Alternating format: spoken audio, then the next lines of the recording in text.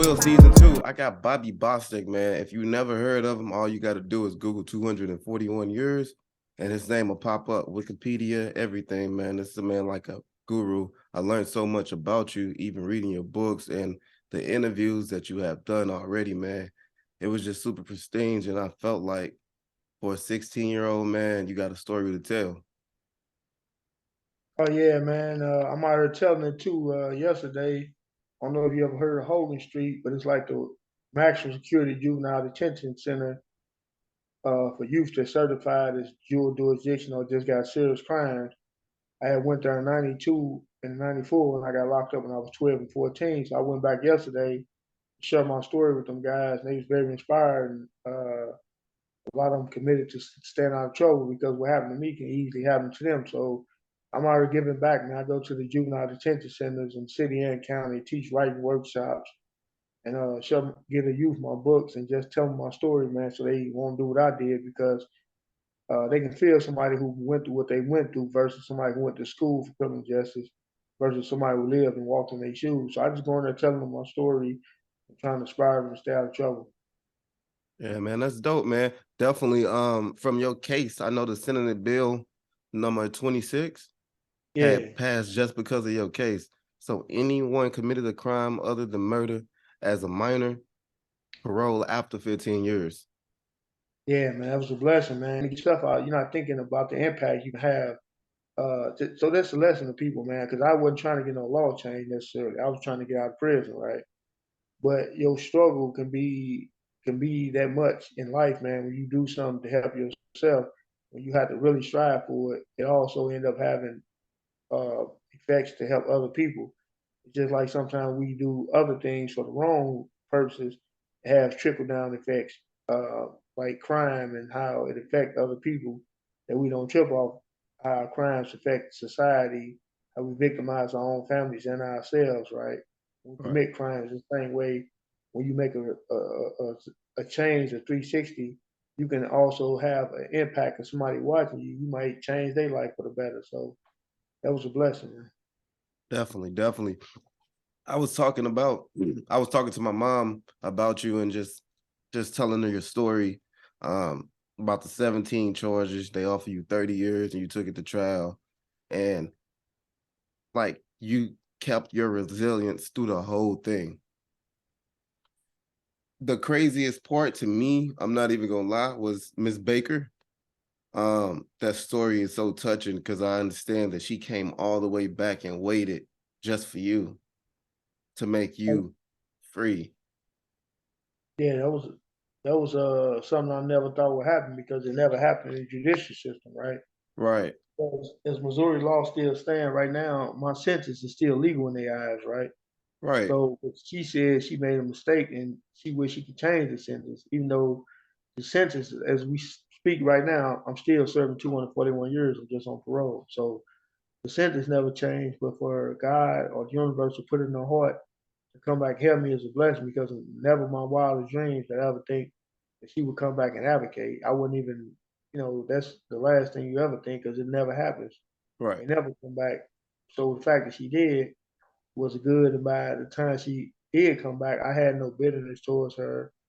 I was thankful that not to get the time, but to be able to be in a position of looking within myself and decide I'm gonna change my life. So that was a blessing to not to be in that situation. But sometimes, even in disaster, man, it's always a benefit or opportunity. And if you read the greatest self help books, they always say every failure is an opportunity, and we just got to be deep enough to see it. And us in these modern times, we got to appreciate, like right now, how I'm talking to you from a whole other state. Equipment in the background, the microphones you got on the headphones. Somebody invented that hundreds, 30 decades ago. And now we get the benefit of this technology. We can talk state to state. But think about the forefathers who created electricity. The Thomas Edison, all these other guys 200 years ago had it. How he had to try 10,000 times for a light bulb. Look at the perseverance they had for us to enjoy these very luxuries that we enjoy. This modern technology. People take it for granted. They pick up phones and the chips and the distribution, the factories got to make all these little parts. When you're in prison and you're away from everything, you got time to read this stuff and appreciate it. So now I'm enjoying life on a whole different level. Not only because I'm free, but knowing that people 200 years ago created this stuff so we can live better today, right? And we Right. doing stuff now so other people can live better. But when we look at life like that, then we can be broke today and still be happy. Or it's just so much joy we can get out of life, man, if we just look at it in that way and not the bad things all the time. Definitely, definitely. What kind of book you reading right now, man? Because I know your mind frame is pretty short. Oh yeah, I'm reading a book called The Millionaire Prisoner. This guy in Illinois wrote it. I always read inspirational book. Over here, I got the ultimate guide to selling books, the ultimate guide to self publishing. And then I got another book over here by Joanna Penn about self publishing. And the last but not least, I got a book over here called Iron and Freedom by Michael Santos, Mm, guy out of California, did a lot of time. These type of books I read that I read in prison cell. Now that I'm out, I want to keep that same hunger and passion and remind myself where I came from and to never forget my goals. In prison, we set goals sometimes that don't they don't necessarily correlate with how society run because in prison you got too much time in the day. In society, you don't have enough time in the day because just like this podcast, my mind was all over the place. I happened to be talking on the phone and looking through my messages and saying, "Oh man, I'm supposed to be on the podcast." This is how you can get distracted in society with so much going on. It's like, man, how can I possibly forget? You know what I'm saying? Just right, 100 things going on at once. I just wrote it down. Be ready at 7:30. That's why I was sitting right here in this apartment. Usually I'd have been gone at this time in the morning when the sun come up. I'm rolling. I'm out doing the work, right? right. And just man, I'm grateful to be here to get a podcast to be able to tell the audience my story. Hopefully they can get inspiration from it because it's not only a prison story. It's a story of you can get through anything, whether it's cancer, whatever you're dealing with, man, poverty, divorce, man, you can get through anything if this guy can get through what he got through, use it as inspiration. But at the same time, I'm standing on the shoulders of other people. I saw what other people went through and endured while I was in prison. I read about people in prison camps during the world wars, and I'm like, man, I used everything I could for inspiration, man, because it wasn't no blueprint, it wasn't no roadmap for me to get through that. I just had to believe that one day I'm gonna get out. When every time I filed something, they said denied, denied, denied. There's no way. I'm like, man, it got to be a way, right? And then when you down and out, you can just look to the Thomas Edison, the inventors, the people that ain't even been to prison, the people who one dude I read about, he wanted school so much he walked from Africa to the United States. That's how much he wanted college. We got all these free college, community colleges. We take this for granted. The man wanted education so much, he straight walked from Africa to over here till he kept writing colleges in Michigan. The community college said, "Look, we're gonna pay your your plane fare, and we accept you to this college." But that was his journey, though. It got in the media. They found about it. He picked their college. They heard about it, and the students got their money together and rallied and got him over here. One dude, he was a astronaut. I mean, he wanted to be an astronaut in Costa Rica, but they didn't have the NASA program over there. So he went and became a United States citizen. It's just the determination of these people, even though it don't have nothing to do with prison. I took every little piece of that and interjected into my own struggle and said, man, I'm getting out. So it ain't nothing we can't do, man. Definitely. A lot of people don't even know about your sentences or anything. Before I get into that, I want to say, how have you been, man, since you've been home, and how has the love been for you? Oh, the love been great, man. It's nice. It's been great, but we all gonna deal with obstacles, right? Like, Hmm. I got a nonprofit where I do charity, so I'm in the streets, really in the streets, doing real giveaways, and I see the poverty. I go inside these houses and see how decrepit some of these houses and how the conditions people are living in, the way I grew up, the same way I grew up. And then I go see these politicians or big organizations that get a lot of grants talking, but in the streets, man, people suffering. So I'm seeing life for what it is, but it's beautiful. It got its ups and downs, but those people that suffer in poverty, I try to be like, look, do this, here go these resources, reach out. So just doing the work. I mean, it's great just helping people, just being free. So I'm doing great out here, man. That's nice. I face my obstacles, but that's life, yeah. Yeah. And the prophet that you're talking about, for people who don't know, is that the Dear Mama prophet? Yeah, that's my 20 years ago my mother passed away. I wrote her book, Dear Mama, because the name of the book is Dear Mama because me and her last few years was a series of letters back and forth and visits in prison. And that's Mm, how I mean I always knew my mom, but I got to know on a deeper level because when you locked up, your mama, you a part of her. It's like her flesh, you her blood is, and she'll share anything with you. So in the letters, she reshared her life with me, and when she died, I was reading the letters, trying to hold on to her. I'm like, man, don't you hold on to her, give her to the world, ooh, and do that through a book. Let the world know who this lady was. At the same time, make it a story to where kids gonna listen to their mother because you can't listen to your mother now she gone. You right. can't even tell her you sorry. You can't show her that you free now. I wrote the book 3 months after she died. The book was completed. It's called Dear Mama: The Life and Struggles of a Single Mother. It's about what single mothers go through trying to raise kids on their own. Telling mothers that even though we reject your rules and we rebel, but deep down inside we still love you. You still our mom. We just don't know how to express it. Uh, you know, the song Dear Mama, it expresses it perfect. So like you can play a song to reach out to her, like, Mom, look, this is what I'm feeling. I can't express it in words, but this artist did. And that Definitely. song I used to play on my own, and she'd come walk past my room and heard it, and she understood, like, oh, okay, this is what you want to say, but you can't say it. Anyway, I wrote the book, and then I was 20 years later, I'm sitting in my cell reading the book, and I'm like, man, you can't stop at the book. Let her legacy live on, create this nonprofit, and do the charity work she used to do. And that's what I do, monthly pop-ups throughout St. Louis. And then online, like if we also adopt families and, a mother may say, my kid need size 6 shoes, we go buy them. Because right now we don't have grants, so we doing anything out of pocket. But it's a nonprofit, so we just got to spend the money that we don't have sometimes, but we got to help people that need help because we needed it as children. We didn't get it. And we always want our nonprofit to be somebody to help people. So that was a vision from the cell. I sent it to my sister. She got it incorporated. 501(c)(3) plus she a single mother. And so me and her run the organization, man. And sometimes she at work, I got to do it myself, but she got to pay bills, and that's life. So life is beautiful, man. Helping giving back is something I dreamed of. Now I came right out and I'm doing the work. So that's what it's about: persistence, not just reading books, but really applying what you read, and you can take off. It may take a slow start, but that's life. What we doing now is slow. I can see you on TV 2 years from now with a big stage, a big platform, but you starting off small. It's a dream. We all got dreams, and you stay committed to them. Sky's the limit. Definitely. Man, I appreciate you. For people who don't even know, man, you got some accolades. You wrote, now, if I'm wrong, just let me know. I know you wrote 4 books and 8 poetry books, right? Yeah. So that's Okay. 12. Then I added three more, right? Oh, That's how I oh, started off those. The three more I wrote was the last three. They just came later on. Right now, 2 weeks from now, autobiography is called "Humble to the Dust, Still I Rise." I'm putting that on Amazon too, right?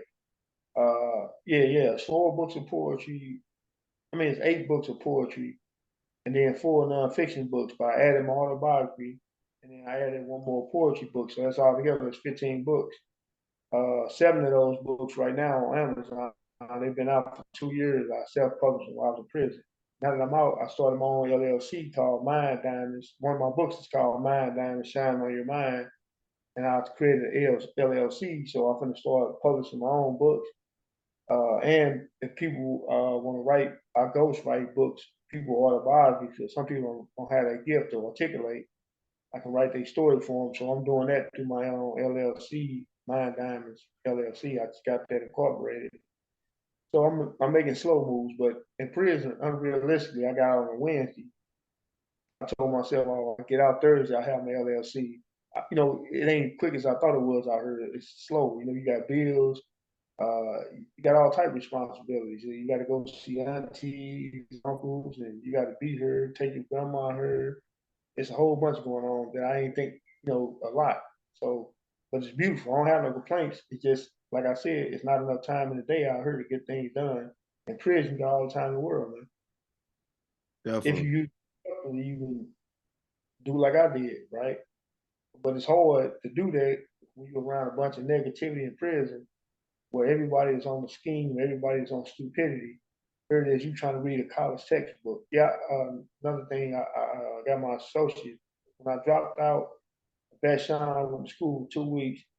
And when I got incarcerated, when I first went to prison, I got my GED in 6 months. Back, they didn't have Pell Grant, so it wasn't no college, wasn't no way for me to pay for college. But I wanted education. So I'm sitting there writing hundreds of letters to different colleges, organizations, and everybody trying to get money to pay for college. It took like 15 to 16 years. Finally, it wasn't even the college itself. It was just me reading newspapers and saw a lady who had a little library in front of the house. And I was just asking her, I said, I've been writing hundreds of letters every week to different people trying to pay for college. Do you know any creative ways? And she said, no, don't even worry about it. I'll pay for it, right? And the lady ended up paying over $18,000 for my college education. A random person I just saw. But this is what the universe will do for you, man. You hungry? The universe was God. I'm spiritual, so they send people into your life, man. That if you hungry enough, it's even though they say there's no way, there is a way. Because there wasn't a way that my mother could. They couldn't. We from poverty in my neighborhood, my family. They couldn't even barely send me money to get food and commissary and toiletries in prison every week because they got bills and stuff like that. But they couldn't pay for college. That was over with. But for me, I wasn't gonna sit in prison and do nothing. And I knew it was resources in the world, but I never thought random people would pay for it. And her and her husband, I didn't even know he was in the background. She died about a year ago. He wrote me and was like, "Man, my wife was proud of you." And I was like, "Okay, thanks, man. Do you know that she?" He's like, "Yeah, I was there every time she sent the $5,000 check off. We did it together. I didn't never say nothing because you was dealing with her. She was helping you, but I made every decision she made. I was there, and we just paid for your college. It was her money, but it was our money because we were a married couple." I'm like, man, these some random people, but this is the goodness of God and the goodness of people in the world. Even though we see a lot of bad, it's people like that that believe in a dude and they ain't never going home.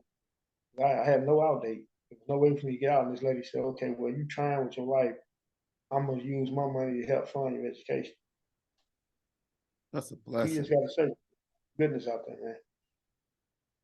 Yeah, that's crazy. I never knew that, man. I watched a lot of interviews on you and everything. I never knew that one. Oh yeah, it's in the autobiography, man. Because something you can talk about on interviews. They edited it, things are cut, but college wasn't free. I'm saying? These people paid thousands of dollars. Then on top of that, they bought my textbooks, calculators, and when she passed, it was I was out of money and I was out of funding, and I had nobody else because her husband he was funding it because they was a couple. They shared financial accounts, but when she died, that stopped with him, and I had to keep searching. And eventually, I found a professor stay in Massachusetts. I was running it by him. He started paying for it. He paid eight more thousand of his money to pay for college. Wasn't no Pell Grants, and I was doing correspondence courses. So that means that they mailed me all the material, and I had to do it in my cell and send it back to the college. Wasn't no tutors, none of that. So I had to do college algebra, which I hadn't did math in 20 years. So it took me 2 years to pass because they give you 60 questions in the test that's in 60 minutes. It take me 10 minutes to do one problem, right? That's how hard that stuff was. But I told myself after failing college math that third time, I could have my degree 2 years prior to getting it. But you can't, you got to pass math to get the degree. So I convinced myself, I said, man, if you don't complete this math course, you ain't getting out of prison. And you tell your mind that, I went into full overdrive and I passed with a C, right? And then when I got that degree, though, it made a difference on how people was like, it's a difference between taking college course and getting a degree. Even though a degree, a piece of paper, it take a lot of work to get that degree. And people that know that, they like, man, it made them say, we really need to help this guy. He in here getting a college degree. He's never getting out. He can change his life. Not what he's saying, but it's a fact he can change, right? If you're around dudes in prison all day, we in the cell, dude can pass you something. They know I don't indulge in none of that. And dudes in prison, they respect two things more than anything: knowledge and violence, right? Because the violent guy, he's sitting in an ass egg for maybe stabbing somebody or investigation for selling drugs, or whatever. He needs the guy with knowledge to help file a lawsuit to get him out the hole. He needs the guy to file a lawsuit to try to get him out of prison, to get his child support right. And the guy with knowledge, he had to be disciplined. Even the violent guys in prison, it's a structure, and people like discipline in prison. The guy, the most spiritual guy, he got to be disciplined to pray 5 times a day.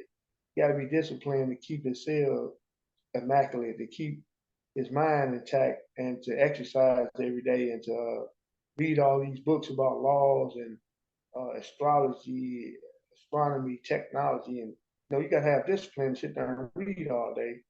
And the guys with knowledge, one of the violent guys, he pick your brain. So it was them two guys that's most respected, and the violent guy respect the guy with knowledge too because it's discipline.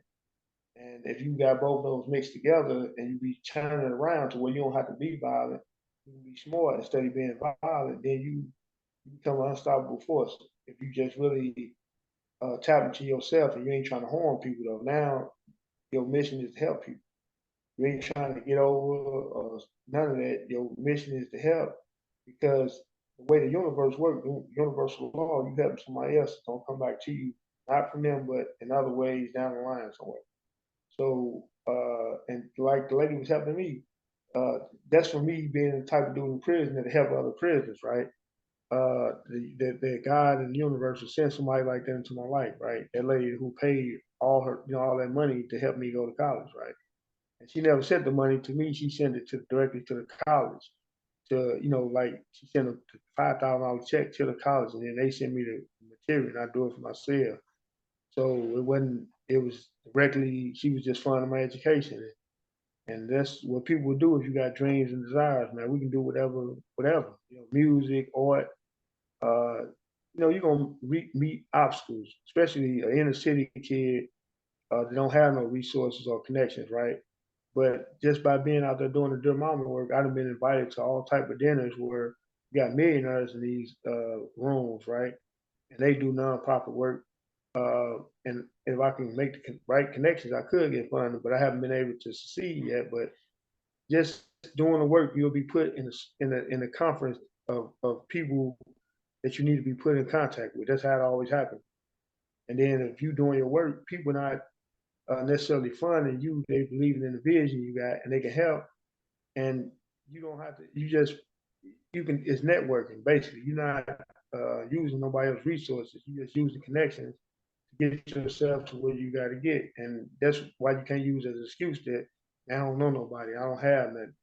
There's no excuse. Your hunger alone will get you in the right circles of the right people that you need to be in eventually. You just got to keep doing the footwork. That's what people don't like doing because when you're doing the footwork, you get no results. I'm writing hundreds of letters, and the mail call, they don't even call my name. So people like, man, this dude doing all this writing, he don't get no response. I ain't got time for it. I'm gonna take my money and get high for now. He doing this, but it took years of that, and eventually I started hearing from powerful people like, look, we're gonna do this, we're gonna do that. And some people, when they give you their word, they don't just talk. Some people shake your hand and say they're gonna do something, they actually follow up. You may not hear from this man for 2 or 3 years, but he never forgot his promise or his word, and he do it. And that's how I'm sitting here today. The Republican from St. Charles, Nick Shore, he came and saw me, right? Mm. And people was like, "Oh man, that guy's anti-crime. He's everything bad. He's not gonna help you, right?" But this very dude is the one why I'm sitting here today.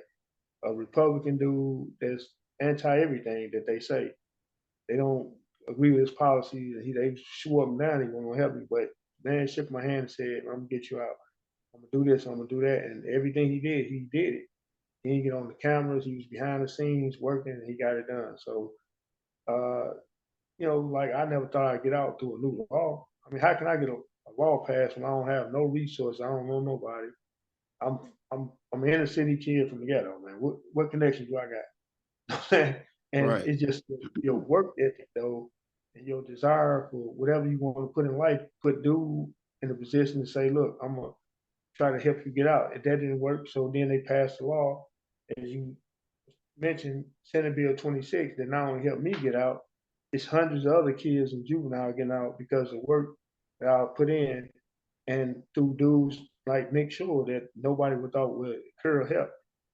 No, everybody ain't got to agree with his policies, but some people, when they give you their word, they stand on it. And if we can try to be them type of people, then even though people may not agree with what we're doing or how we talk or walk or think or whatever, but they can say, look, he at least he a man of his word. He tried to do this, he tried to do that, right?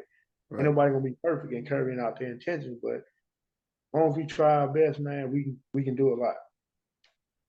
Man, that's pretty deep, man. Definitely deep. Um, I know I don't want to give too much away, but can you tell the people exactly what was your charges? And I know you're eligible for like 112. They say you was eligible for parole. If you can break it down to them, because I want to make sure it's clear to get the message out. Okay, a long story short, 1995, I was 16 selling drugs. It was a drought in St. Louis where a drought is somehow the cocaine ain't coming in, right? I used to sell drugs every day. And when it's a drought, you can't find no dope in the city, no matter where you try to get it. So during that drought, I ran out of money. So I'm like, okay, now it's robbery time. So uh, this particular day that I got locked up, it was some people, the neighborhood we was in, it's not our neighborhood. We sold drugs over here, and only people that came over was drug customers and people that lived over here. One of the girls from my neighborhood was talking crazy to a dude. He smacked her and told her to go get us. So when he said that, we took the guns around her to confront the dude. They said, man, she run them off. You know how she is. She agitated. Dude smacked her, got out of control. We ain't got no problem with y'all. We're like, all right, we gone. So we going to put the guns up, happen to see these people that I didn't know they was giving out charity in this neighborhood, right? We didn't know who they was. We didn't ask them who they was. It's just soon we saw them. It wasn't even a plan robbery. It's just I looked at dude, he looked at me, like, oh, they tripping. Get up. Three women said we don't have nothing. They was getting out the car. They said we don't have nothing. That's still three attempted robberies, three armed criminal actions. Uh, Two dudes that was there, they got robbed. One of them didn't get the money up quick, and he got shot at. Uh, that was something I did impulsively, wasn't thinking, no excuse. Made a innocent victim. It could have turned seriously when the trigger was pulled. Fortunately, nothing happened. He got grazed and didn't have to go to the hospital that night. Nothing. So it was fortunately that nobody was injured. But there was 14 charges from that one incident. Then we went around the corner and with some girls' house, we was gonna spend the night. Her cousin didn't want to mess with him, so we left. And when we left, we saw another lady putting a lot of stuff in her trunk, robbed her, put her in the car, and took her like 8 blocks, took her stuff. And that's kidnapping, armed criminal action, another robbery. 17 charges, and then I got caught with some marijuana on me. We got caught in that car a little short while we robbed. Uh, so that was 18 charges altogether. They offered me 30 years. Well, they offered me a life sentence, which in Missouri is 30 years. But when you say life to a 16-year-old, life, man, how can a 16-year-old see? He can't even see 10 years. You know what I'm saying? Less known life. I'm like, man, I'm not gonna take no life. Life. That's 30 years. That's no, I can't even see 30 years. I can't see 5 years from now because I'm 16. But anyway, long story short, I went to trial not because I was innocent or I thought I was gonna get off. I just feel like this judge gonna be more hard on me. So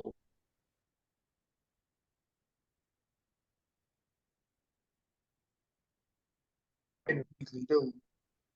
He don't care. Me just trying to be hard. Got raised in the courtroom. And you supposed to go to trial and presentable, but as a kid, man, he don't even realize what his life is at stake. So anyway, they found me guilty, gave me 30 years on robbery, 15 on all criminal action, 15 on the kidnap, 5, 10, 15 on ACA.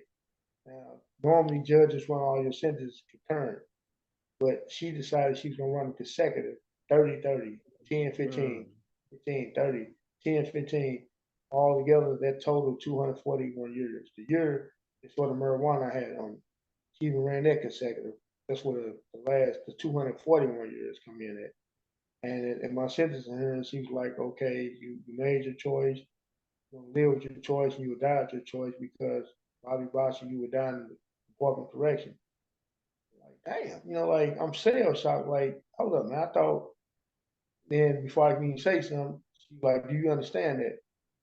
Like, no, she's okay. Well, nobody in this court, I ain't get to say no. I ain't get to answer. She just talked. She said, you were down in the Department of Corrections. Do you understand that? Nobody be alive in this courtroom when you go for parole in 2,235. I'm like, damn, I'm like, I'm shocked. Like, hold Right. up, man, this really happened? These dudes got all these murders, got 10 to 15 years, and they telling me every day, the adults, like, man, smoke this weed, man. You young and down here, man. You got some robberies, man. I'm the one should be stressing. They probably gonna give me life without it, 7-7, man. You cool here, hit this weed, man. What is you stressing about?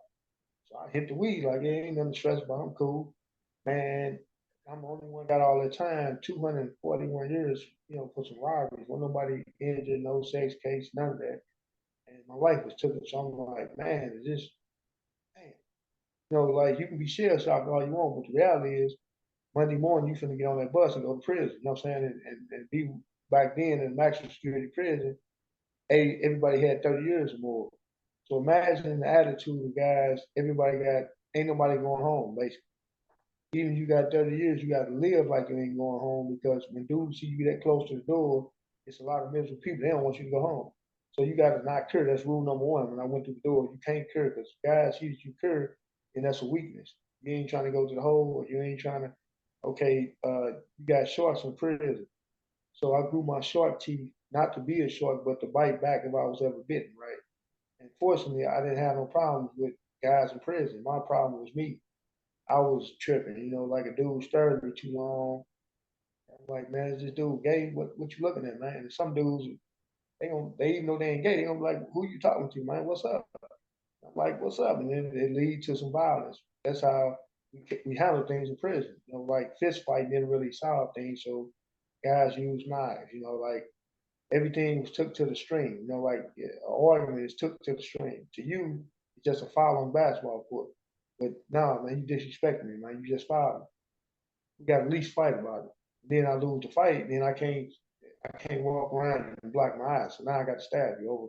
This is every day what was happening in prison. The guy have a baby powder in his hand. You walk past him, he had movies on this way. Now you owe. He tried to extort you for $10,000, saying, man, that was $3,000 worth of dope plus interest, man. You owe me on that. So this is the tricks they play on dudes, new dudes coming to prison. Fortunately, I don't know what it was. God, it ain't. I wasn't tough none of it. I ain't having a harm on my face. I was young. It was God that I ain't having problems. Like I don't know if it was my demeanor or really I had the attitude where you trip with me, I ain't got nothing to lose, man. But they tried people. This is a game they play. Like if you going to work this morning to pay bills, it's your agenda to take care of your kids and get your podcast out there. Their agenda is to study another human being to see any weakness. This is what they live for. They ain't going home. Some of them become homosexuals. They try to look at a man as a woman, and these are the games they play. This is what prison turned dudes into because they allowed it to. Instead of them trying to find themselves and read, and their dudes can't deal with boredom. Because if I deal with boredom, I got to face life without. So now I'm gonna keep some violence going on. I'm gonna keep the cells flooded. I'm gonna kick off a riot to keep it. When it's too quiet, they like, man, it's too quiet. Let's get something popping. Let's kick off something. And that's how dudes do time, inciting, just to they call it gelling or doing a bid, just to keep it gelling. You got to keep it moving. You got to stay high, stay with the dope, and all them things I stayed away from. Not when I initially went there. I never got involved in homosexuality or none of that, but I smoked weed, I sold weed, sold drugs, carried knives, was in riots, all anything violent I was offered to in prison because that's the nature of prison. I survived in there, and once I did all this type of stuff, I was able to read and study. And dudes that lead dude over in the corner, he like to read and study because if I'm over there reading and studying or trying to do something, you come over my little corner, I'm like, man, what's up? And I had a attitude too, but that's prison. Like let's deal with things to the stream. You want to go there, I'm gonna go to the stream too, and that was my mentality until I tapped into myself where I ain't have to worry about doing that no more because they ain't how to respond to things no more. It's like, man, let the Noah do. That's what they do, man. Let's keep reading, keep studying. Go home, get out of there. Just you hate this stuff, get out. Just study, man. Become better. Just correct your flaws, correct your own anger, deal with it when you get mad about things around you you can't control. So that's instilled now out here to where I do maybe doing something I don't agree with, but I've looked at them and I ain't no judging because I was once there. I did them type of things. So, hey man, and give them a little advice and keep it moving. It ain't for me to judge, it's for me to try to uplift, man, and get better. And that's an everyday process even out here. That's dope, man. Your whole story is so inspiration, man, because I know a lot of kids right now that's 16, 15, 17, that's in and out of prison, in and out of jail, don't have no mother, no dad, don't even have no vision or no goal. And to actually see someone leave prison when they didn't supposed to get parole until 112 years old, and you done it with the grace of God at the age of, how old are you, by the way? I'm 44, just turned 44 a few months ago. Blessed, man, blessed. Been out 5.5 months, man. 5.5 months and done 27 years. Yeah. Free now, though. It's a blessing, Always, always, man. Man, it was a pleasure interviewing you, man. They trying to have us wrap it up because we only got like a minute and a half. But do you got anything else you want to say, man?